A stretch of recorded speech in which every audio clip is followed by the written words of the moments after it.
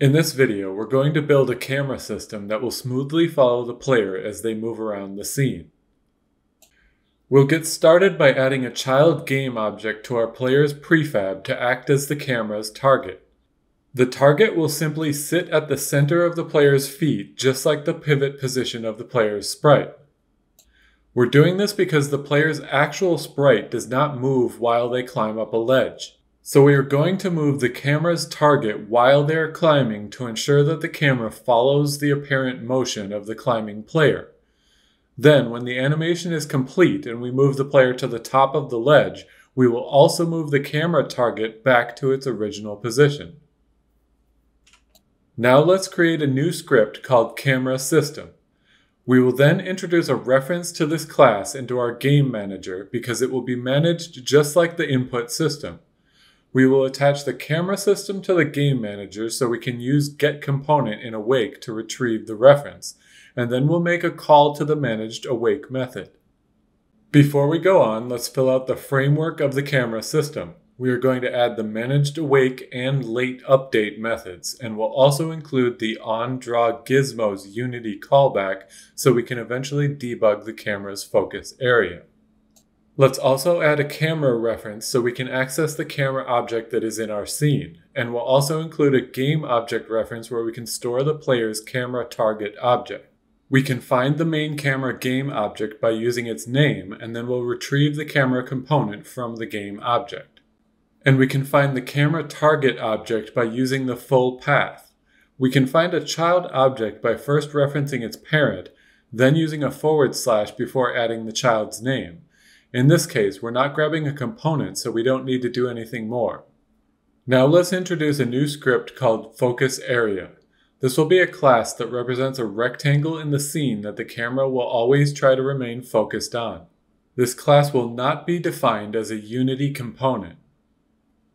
First, we'll define a reference to the game settings object, and then we'll also need a transform reference which will hold the transform of the target game object which is currently being focused on.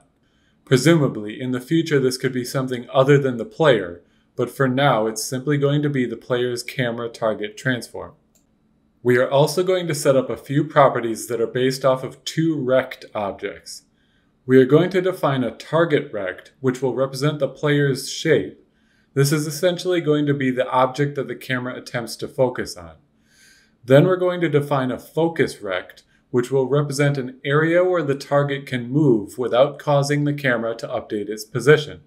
This is so that every tiny little movement of the player doesn't cause the camera to jump around. It's much more natural in games for there to be a little bit of an area where the player can move while the camera stands still, and then only if they reach the boundary of this area does the camera start actually following. These concepts will all be much clearer once you see them in action. We will define a public auto property for the center and the size of each of these rects because they will be used by the camera system to manage its movement. Now let's define the focus area constructor. The constructor will take the target's transform as its only argument, and will store this in our private transform reference. We'll also load the settings object in the constructor. Now we'll instantiate the target rect and the focus rect. We are going to define two new settings that hold the sizes of these rects. We will call the first one camera target size and the second one focus target size. The position of the target rect will come directly from the position of the target transform, but we need to add half the height to make sure we are actually defining the center and not the pivot position, which is where our target is located for convenience. You'll see in a little while why that position makes things easier even though we have to adjust for it right here when setting the center. Let's copy this and follow a very similar approach to instantiate the focus rect. The main difference is that we need to subtract half of the focus rect size to make sure the focus rect is centered on the target rect when we begin. Now we will define an update method that will make sure that the focus rect moves along with the target rect. We will calculate a velocity or a change in position for the focus area based on how far the target rect has gone beyond the focus rect's bounds. First, we'll update the target rect's center based on the position of the target transform. This will ensure the target rect is always centered above our player's camera target object. Then we'll check all 4 directions to see if the target rect has moved beyond the boundaries of the focus rect, and then we'll do a simple subtraction to figure out how far beyond it has moved.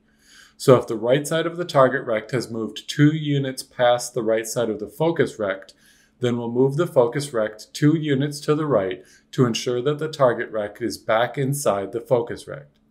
Finally, we will apply the velocity we calculated to the focus rect. Make sure you don't make this one long if statement because we want to be able to correct the position in both the x and y directions in case the player moved into the corner of the focus rect. Now let's go back to our camera system and add a private reference to a focus area. Then we can instantiate it in the awake method by passing in the transform of the player's target object. Then we'll call the update method we just defined in late update. We are using late update because often you want to wait until all other movement in the scene is done before trying to move the camera. Now we're going to use another smooth damp function to help make the camera's movement more natural. We're going to focus the camera on the center of the focus area, but the damping will ensure that it doesn't immediately snap to the new position. For the smooth damp, we will need to define a vector 3 that the function will use to keep track of the damped velocity, and we will also need a float that will store the smooth time we want to use for the damping function. The current value will be the transform position of the camera, the target value will be the center of the focus rect, and then we'll pass in the 2 variables we just defined. Finally, we'll move the camera to the new focus position, and we're also going to subtract 10 units in the forward direction to ensure that our camera is not right on top of the tile map, which sits at 0 on the z-axis. Now, let's draw the focus rect and the target rect using the gizmos to help us debug the camera movement. Also, all of these calculations will make a lot more sense once you are able to move around and watch exactly what is happening as the camera updates its position. Before we test this, we need to attach our camera system to the Game Manager object, and we also need to make sure to call the managed late update method for the camera system in the Game Manager. We're now ready to test this out. Your camera should now follow the player around, always keeping the player target within the focus area of the camera, and the response should have some damping so that it doesn't just snap into place. The last thing we're going to do in this video is complete our climb ledge coroutine by moving the player's target object while they climb to create the illusion that the camera is following the player's position, even though the player isn't actually moving during the climb. As you can see now, when the player climbs up the ledge, the camera suddenly jumps to their position on top because it is still following the target object. This target object jumps to the top with the player when they complete the animation. We will move the target smoothly along with the animation to ensure the camera follows. Let's start by defining a reference to the camera target object in our player's script. Then we can retrieve this reference by using the static find method that is in the transform class. This version of find only looks through the children of the current object. Once we have this reference, we can update its position in the while loop that is running throughout our climb ledge routine. To do this, we are going to use a linear interpolation function. This function takes 2 points and then returns a point between them based on a number from 0 to 1. If we provide 0, then it will return the first point, and if we provide 1, it will return the second point. But if we provide 0.5, then it will return a point that is halfway between those 2 points.